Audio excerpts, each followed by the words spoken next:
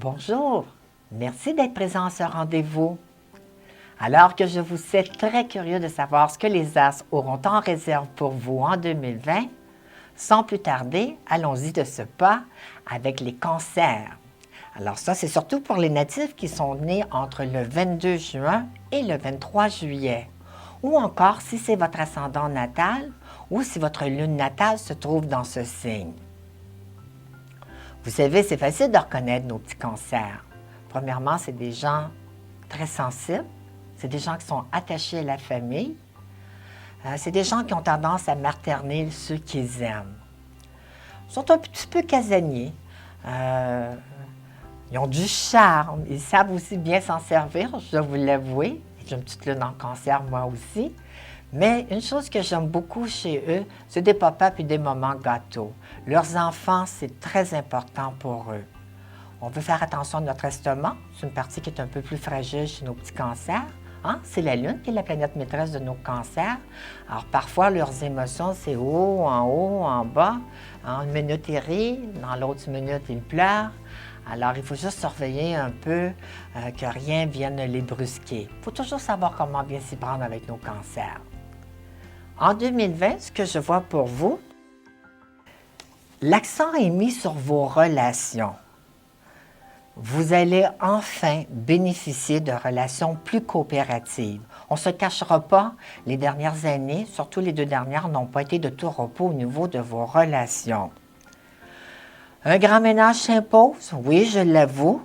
D'ailleurs, il est plus que probable que vous vous cherchez. Il est même possible qu'il n'y a rien qui fonctionne entièrement à votre satisfaction. Et on croit que vous allez avoir un besoin de vous redéfinir. Le temps est venu de partir à nouveau sur un... Départissez-vous de ce qui ne vous sert plus, de ce qui vous encombre, de ce qui vous empêche de progresser finalement. Arrêtez de vous accrocher au passé. Vous savez, le temps est révolu, il n'y a plus rien que vous pouvez changer. Alors, gardez le droit devant vous. Le futur est très prometteur. D'ailleurs, nombreux changements sont à prévoir. Et je vous dis, ces derniers vont très bien vous servir à long terme. À cet effet, l'idée que vous puissiez vous associer ou même vous engager avec quelqu'un pour qui vous aurez quelque chose de spécial pour cette personne-là, va sûrement être à l'ordre du jour.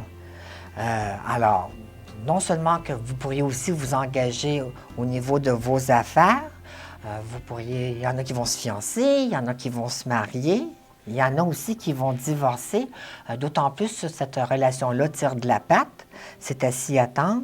Mais une chose certaine, tout ce qui est à propos de relation, cette année, ça passe ou ça casse. Il n'y aura pas de demi-mesure.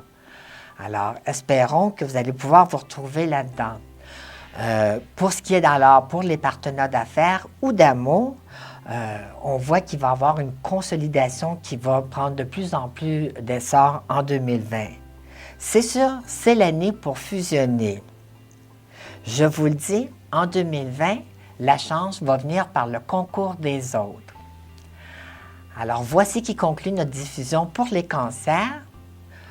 Pour en savoir davantage, je vous encourage de fureter sur le www.astro-logique.com. Cliquez sur l'onglet 2020 et vous allez voir non seulement que je vais vous donner vos périodes face et moins face, mais aussi je vous laisse avec des recommandations que je vous suggère de respecter, bien entendu.